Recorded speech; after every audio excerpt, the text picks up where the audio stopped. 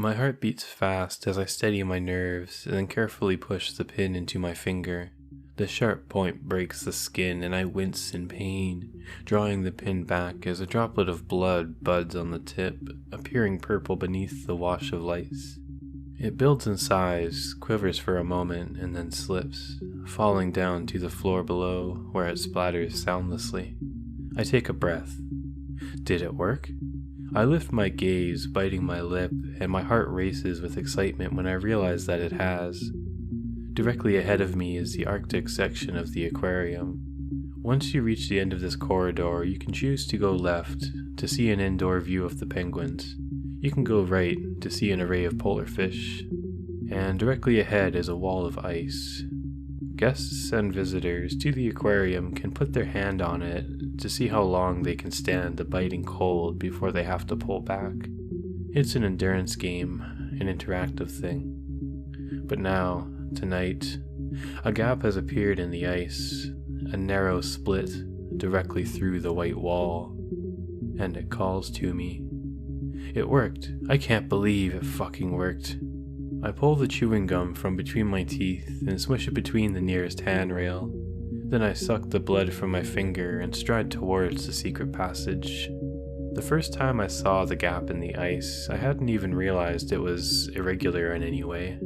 It was only my third or fourth day on the job. We were getting ready to open the aquarium, and I made the quick decision to fake a fall, to deliberately stumble across the ground, to try and get the attention of one of my new colleagues, a cute guy. His name's Rob. He had a girlfriend already, but whatever. I love drama, sue me. Unfortunately, I misjudged how hard to actually fake fall and ended up splitting open my knee. I remember the blood dripping to the ground as I held back tears as Rob rushed to grab the first aid kit. It was super embarrassing actually, now that I think about it. But hey, Rob was really close to me for the rest of the day to make sure I was alright, so it still worked. I didn't even mentally register the gap in the ice I saw that morning until a few days later, when I realized suddenly that it had vanished. I asked some of my colleagues about it, but they had no idea what I was talking about, assured me that it had only ever been a solid wall, and so I basically forgot all about it. It wasn't until a year later that I saw the icy passage for a second time. This morning, in fact. I was doing the rounds before we opened, the regular checks, and I was reading through the message that Rob's girlfriend had sent me. I slept with him a couple weeks ago, finally, and she had sent me a very long and angry text accusing me of being a slut. Kinda made me laugh, pretty hard actually, to the point that I ended up slamming my teeth down onto my tongue, splitting it just enough to draw blood. I felt the metallic taste fill my mouth at once and choked with revulsion, spitting the mixture out onto the floor in disgust. Yeah, I know that's gross, but it was a knee-jerk reaction. Besides, the cleaners will sort it out later. I was wiping my mouth, grimacing as I lifted my head up and looked down the corridor, and there it was, at the very end, the split through the wall of the ice. And the memory of its first sighting returned. I wanted to go down right then and there, to see what it was, to see where it led. But I was already running late, so I had to call a rain check. The aquarium opened up, I got to work, and when I passed by the wall an hour later, the gap was gone. I thought about it all day, and at some point my mind clicked. I had made the connection between its two appearances. I came up with a theory, and so that's what made me hang around tonight whilst everyone else went home. It's why I spilled the blood onto the corridor floor, and now my curiosity is maxed. I approached the gap in the ice, the air cooling around me, with a grin stretched across my face. This is the kind of shit I live for. I trace my fingers across the ice, shivering at the touch, and I squeeze my way through. It twists this way and that, and if I turn it at a slight angle, it's just wide enough for my shoulder span. I can see my breath in little clouds before me as the passage comes to an end. I should have brought a jacket, I think to myself. It's so cold in here. I cross my arms over my chest and rub my hands along my upper arms, staring in wonder at the scene before me. The aquarium extends, not possible, of course, because I knew the building well. I know what it looks like from the outside, and there's no way what I'm seeing should exist. Structurally, it makes no sense. But this exciting new place hasn't allowed a little something like logic to prevent it from existing, and I respect that. The level of light is similar to that of the previous corridor. It's dark, but for the shimmering waves of light distorted through the glass of the aquarium tanks, the colors ripple over the ground with the faded shadows. Less green in here, more cold, pale blue. "This is insane," I muttered out loud, pulling out my phone to get a quick recording of my surroundings. I take some steps into this new complex. The lights flicker in the distance. I glance to my left at the closest tank and am fascinated by the fish I see within. It's not a species I'm familiar with. I head over and duck under the rail for a closer look and watch as a long, thin, silver fish glides through the water in front of me. I can only see one of its eyes, a small black bead, right at the tip of the creature's head. It has no visible fins. Its only real discerning feature, a translucent gray crest that travels all the way down its back. And then, just as it becomes level with my face, the creature stops. It stops mid-swim in the water, and its head snaps round to stare into my eyes. I swear and jump back in alarm, heart pounding, but the fish's sudden movement isn't the weirdest part. The second that it faces me directly, the instant that both its eyes connect with mine, the fish vanishes completely. I stare into the tank in disbelief, watching, waiting, and a moment later the fish reappears in the same spot, turning back to face into the water, swimming on along its way. It takes me a minute to calm down. What the fuck was that? Another of the same species drifts by towards the back of the tank, and the same thing happens. It stops, twists its face to look at me, and vanishes from sight. I watch the water, pulse racing, and the fish reappears again as it continues to drift. What the hell kind of creature am I looking at here? And honestly, where the fuck even am I? I follow on down the edge of a tank to an information card plastered onto the wall. There's a picture of a strange silver fish, which is clear enough, but I can't make out the text at all. It's not in any language I'm familiar with. It's a series of circles, some darker than others, a few broken in places. As I move, I realize that some of the circles seem to be closer than others, as if they're being pushed out of the card towards me. I squint at it. It's an optical illusion of some kind, one that messes with depth perception. It's making me feel pretty sick, so I quickly give up and take a more measured, deliberate look around this curious and secret aquarium. All of the tanks, I realize, both big and small, are populated with fish I've never seen. Fish that I'm pretty sure don't or shouldn't exist. Holy shit, I mutter in awe, and for the next 30 or 40 minutes, I force away the feelings of shivering cold and go from tank to tank, taking pictures and videos of everything I can, drinking in these bizarre and uniquely unsettling creatures. I crouch by a column of 3 small, box-like tanks, stacked on top of each other.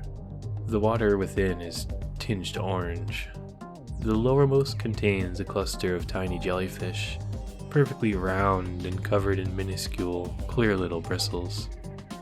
The middle tank is home to a number of small crabs, except they are tall and thin, like armored, eyeless cylinders, crawling slowly and precariously over the white sand beneath, and the enclosure at the top is home to a single, smooth pebble.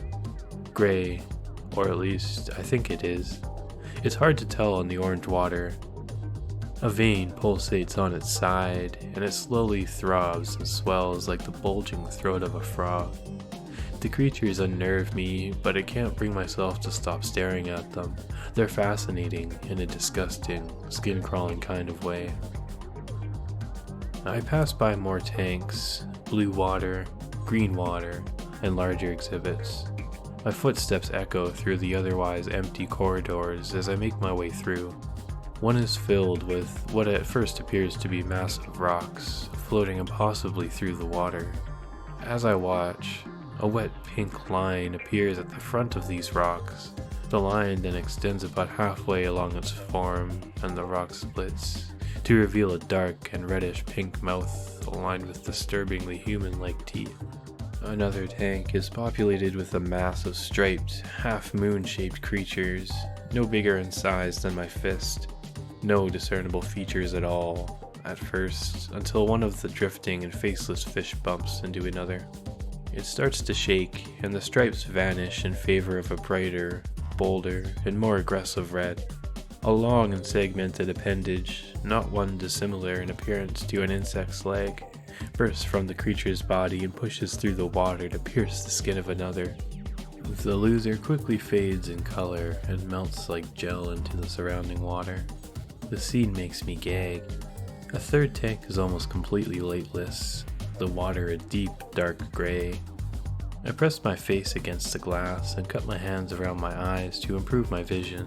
Bubbles shiver up to the surface. Strange, vine-like seaweed drifts from side to side around the tank's rock-themed walls, and right at the bottom, half submerged in thick, mud-like substance, is an enormous black fish. Like the head of a great toad, only bigger, much, much bigger, and covered in spines and sharp little points. His mouth opens with a deep and watery hiss, revealing an immense, dark jaw and charcoal black teeth. There's a sign stuck to the glass on this one. I can't read the writing, but the image is of a stick man knocking on a wall, encircled and crossed through with red. It doesn't take a genius to work out what that means. Don't knock on the glass. I smirk and do just that. 3 quick taps. The thing behind the glass opens its mouth a little wider, hisses deeper, and honestly, unless I'm going crazy, it feels like the glass itself begins to subtly vibrate. I shiver and pull away.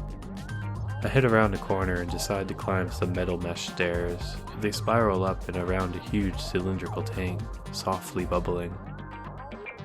When I look in the glass, however, all I can see is my own reflection looking back at me. The stairs lead me to a tunnel. It's one of those large glass tunnels you see in aquariums sometimes. The type that goes directly through an enormous tank and gives you a view of the animals from all angles. I start to walk down it, looking left to right, but the water's too dark and I can't make out anything beyond the glass. It's quiet in here. The only sounds are the echoes of my footsteps and the soft bubbling and hissing of the surrounding filters. And then suddenly, they're accompanied by the clicking and buzzing of automatic lights, flicking dutifully into life. Not in the tunnel, but in the water, behind the glass. I turn to look and I scream. Stumbling backwards, falling down onto the floor of the tunnel, blood starts rushing in my ears as I stare into the eye of an abomination. A huge, roughly human-like being, though easily 4 times as big as any man. Bloated with tumor-like bulges and greenish-gray in color, is floating still in the water, right on the other side of the glass. Its fingers and toes are freakishly long and webbed, and its head is split like a hammerhead shark's. Only longer. Much, much longer. A dot-pupiled eye at each end stares down at me, and I can only stare back, frozen in fear, withering under the cold malevolence of its gaze. The creature hovers in place. A thin stream of bubbles rises alongside it and floats up and away and out of sight.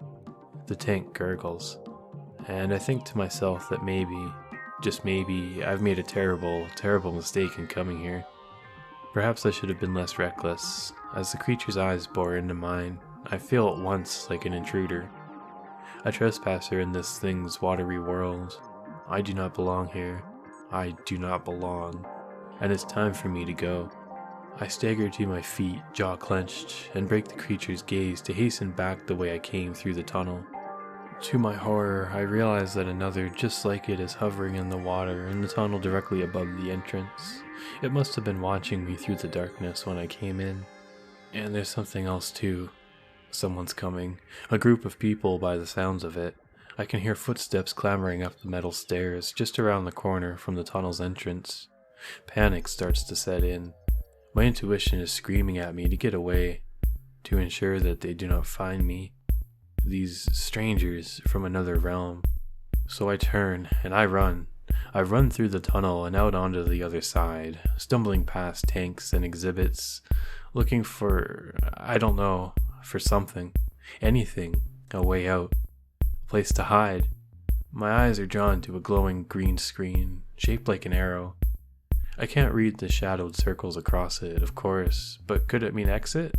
In the end, it doesn't matter, because I'm not looking where I'm going. I slip on a section of wet floor and stumble forwards, tripping into a rock pool beside me, one at about waist height. The water rushes into my face as I brace and close my mouth, and as my upper half is submerged, my hand connects with something furry and sharp. A burst of pins and needles rushes at my arm at once, and I draw back, sputtering up into the air. I stumble away from the rock pool's edge and lean on a nearby rail, realizing in alarm that my hand is rapidly changing color before my eyes. The veins are popping and becoming clearly pronounced with terrifying speed. The buzzing sensation carries on up my shoulder and down my side. My joints are stiffening. I find myself struggling to move my arm. I beg, clouds of breath heavy in the icy air. No, please, not this, not now. But my pleas go unanswered. I look around desperately, wildly for somewhere to hide. The people are still approaching, I know it, and I see a potential place. A shadowed corner behind a dark tank. I start to head over, or try to at least. My legs are seizing up. I'm finding it harder to move my head. I force myself on, step by painful step. No, I choked out. No, but I'm too late. Heart pounding, I can do nothing to prevent myself from collapsing stiffly to the floor, frozen in place and unable to move. I try to scream but produce only a hiss with a small burst of warm breath. I am trapped, a prisoner in my own non-compliant body. And the strangers approach. My hand throbs, but every other part of me is numb. I'm too terrified to even cry. The edges of my vision flash with white. I dart my eyes around, trying to get a look at the strangers from my position on the floor, but I can only see their legs and feet. They're not human. They're not even solid, comprised of a black and purple rippling void. Strange shapes pulse out across their translucent forms as they gather around me. I hear them speak. The sound is rough and strange, like the noise of rocks being dragged over concrete. My chest, I can feel, wants to contract with sobs, but my paralysis prevents it. The strangers stand around me for a while longer, and one of them grabs me, hands hooked under my arms. They begin to drag me through the aquarium. I try to scream out, to fight back. My throat aches with the effort, and again, only the tiniest of sound is made. My fingers do not even respond to their orders. They twitch feebly at the tips. I feel my mind begin to give in to despair. I wonder if life is about to come to an end.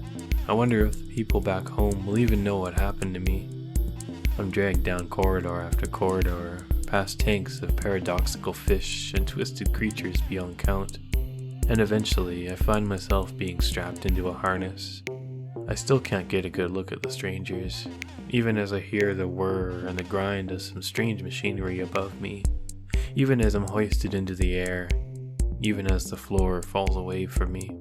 The feeling starts to return to my extremities. I can clench my fingers and toes, albeit painful.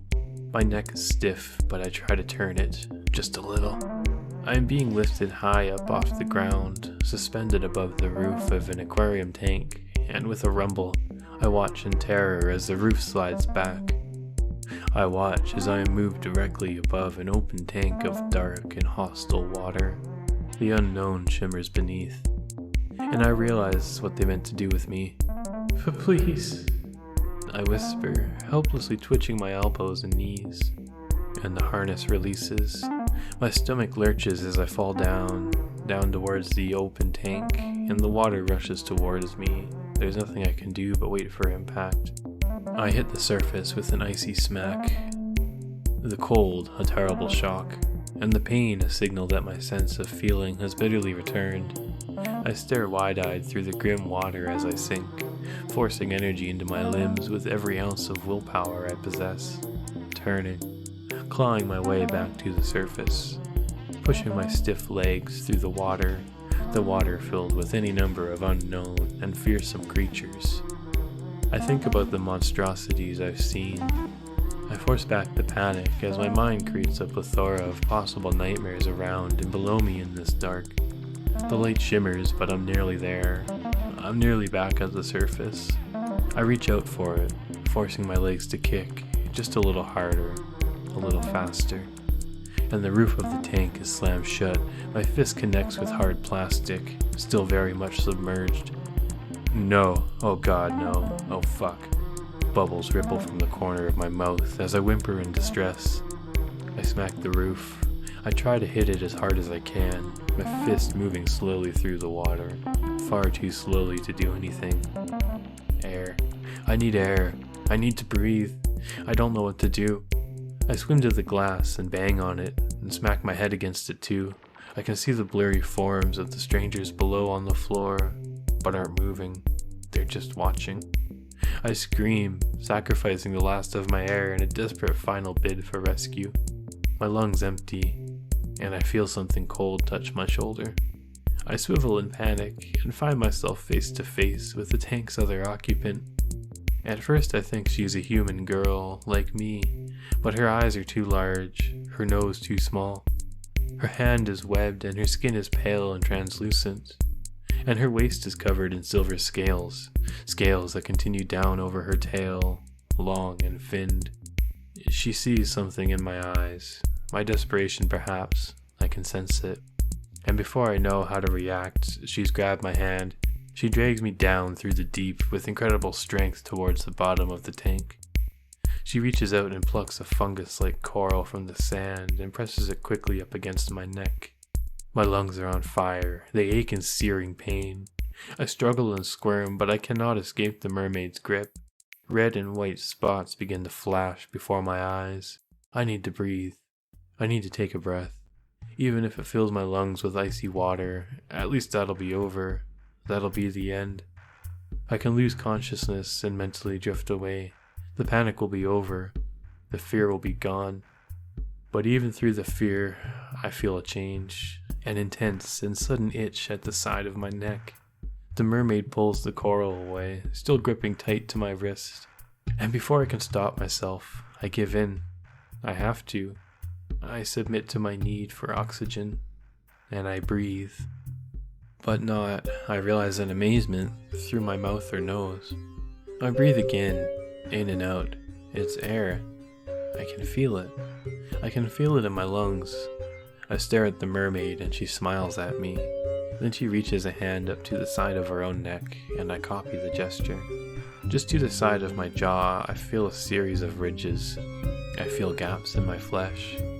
I take another breath and feel the pressure change around them as I do so. Holy shit. Holy hell. The mermaid. The coral. Did they give me kills? I stare at the mermaid and try to ask her. I open my mouth to speak, and my voice comes out loud and warbled through the water. The mermaid instantly cringes and pulls away, putting her hands over her ears. Without her grip, I find I'm quickly starting to float back to the surface and have to manually keep myself down with strokes of my arms and gentle kicks of my legs. Sorry, I mutter as bubbles rise up from my lips. The mermaid turns back to the base of the tank. She reaches down and grabs the same piece of coral by the base. I watch in amazement as she presses it up against a cluster of seaweed ferns on a nearby rock. The coral shivers, and before my eyes, the seaweed begins to change. It lightens from green to yellow, and the leaves closest to the coral begin to warp and mutate into a different shape, and the tips splitting off into little forks. The mermaid seems proud. She lets the coral drop to the sand below, then she looks at me and smiles. I don't know what to do. What the hell can I do? What the fuck is going on here? Do the shadowed strangers think I'm like her? Do they think I'm a mermaid too? A fucking mermaid that belongs trapped in a tank on display? I look down at my legs, my feet, still in my shoes, kicking feebly through the water. And I look at the mermaid. I watch how she glides through the water with ease. She smiles at me again, a little wider. So I smile back. The mermaid grabs my hand at once and starts to drag me around the tank. It's not particularly big. Now that the imminence of death has passed and my heart rate has begun to settle, I have a chance to actually examine my surroundings. The mermaid is keen to show me all the aspects of the place, it would seem. She points excitedly to the filter. She then pulls me through the water from top to bottom and takes great pride in carefully showing me several different colored clumps of sand. I don't really know how to respond. I'm scared that she might try to attack me, and with her strength and speed I wouldn't stand a chance, so I just nod and smile until my cheeks begin to hurt. I start to shiver too, which the mermaid doesn't seem to understand. She mimics me for a while, then just watches in curiosity. Then she starts to look sad, so she offers me sand, which I take, but ultimately there's nothing I can do with it besides let it slowly drift through my fingers and fall back to the bottom of the tank. When I think it's safe to do so, I gently begin to swim away from her. She doesn't follow, but watches me from below. I swim up to the top of the tank and examine the roof. I grab hold of a certain section that seems promising and try to twist the parts that hang down, but nothing budges. Nothing at all. I clench my fists in frustration, my eyes really starting to sting in the water. I swim over to the filter and try to open it up, to break it even, if I can, but nothing moves. I start to sob and bang against it in frustration, and the mermaid swims up alongside me, watching in distress.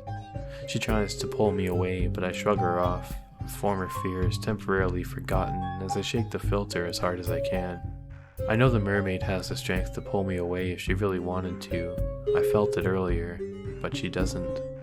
She lets go of me instead, just floats alongside, watching me sadly with a pained expression across her face. Night falls, and the level of light in the aquarium drops. I spend the entire night in that tank. It's one of the longest nights of my life. It's so cold, so bitterly cold. I've kicked off my shoes and socks, but the rest of my clothes I keep on. My skin has gone deathly white, and my fingers and hands are creased and wrinkled almost beyond recognition. Having had very little life experience of falling asleep underwater, I struggle to do so now, and every time I drift off for some micro-sleep, my brain panics and kicks my body back awake. It's torture. I shiver in the darkness. The mermaid decides she wants to hold me for a while, and I let her. But she isn't warm. She's barely better than the surrounding water. And it's so hard to think. It's so hard to focus. The cold. The exhaustion. How the hell am I going to get out? Do they feed us? They'll have to open the lid of the tank eventually, right? Shadows dance in my vision as we float together through the water. Time passes, like a steadily forming icicle. The hours drip by. Drip, drip, drip.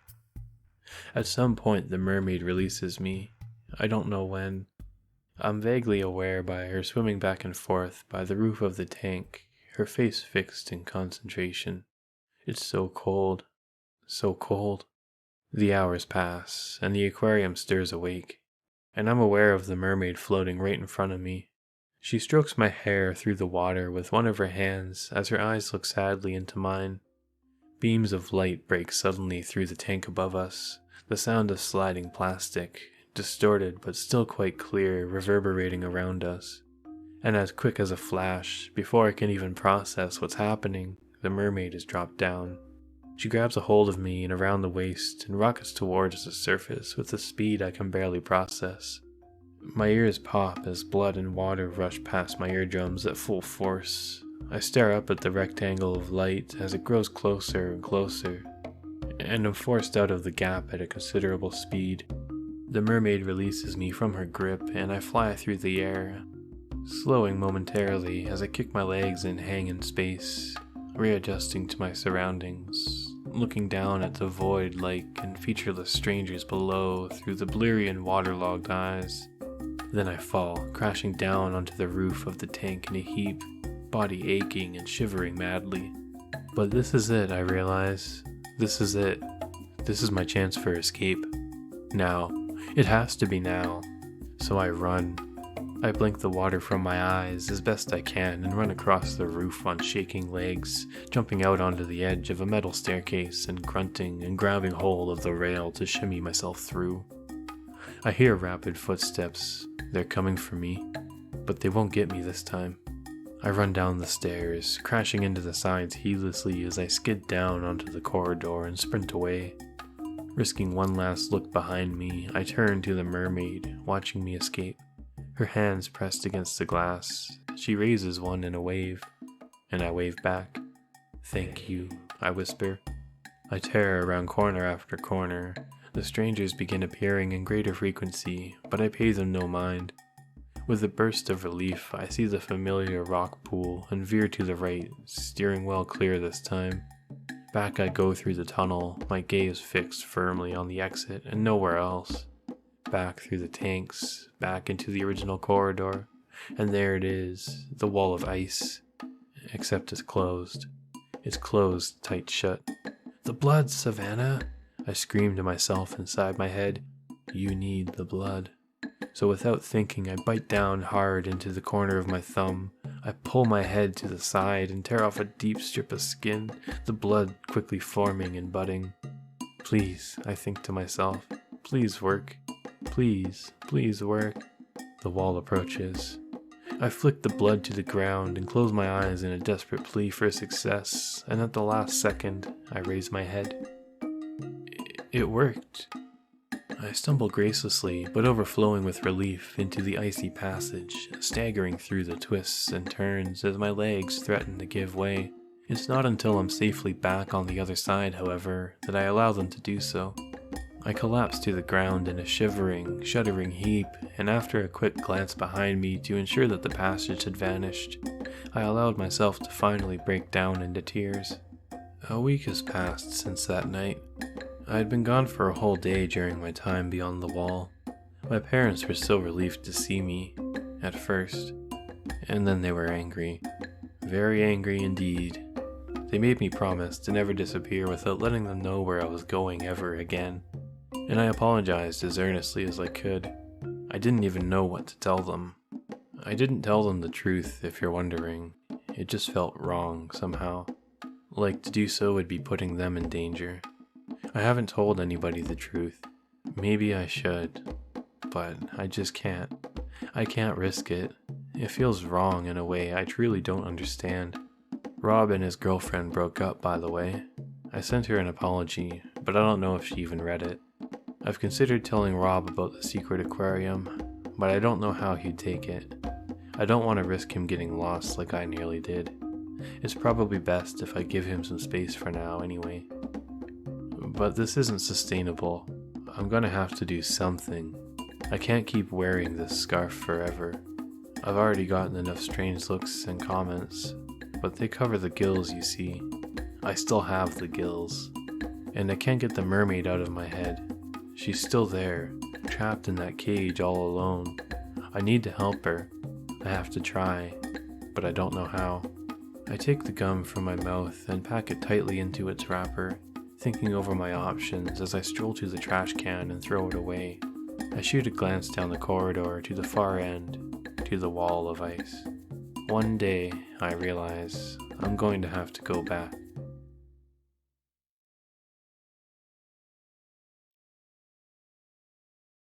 Hey everyone, thank you all for watching. I hope you enjoyed the video. If you did, make sure to leave a like and comment below. I also post new videos every week, so hit that subscribe button for more. And I also wanted to give a big shout out to the author for letting me narrate their story.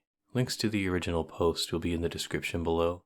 If you would like your story featured in an upcoming video, I'll also leave a link to my Reddit profile in the description below. So thanks again, stay safe, and I'll catch you all in the next one.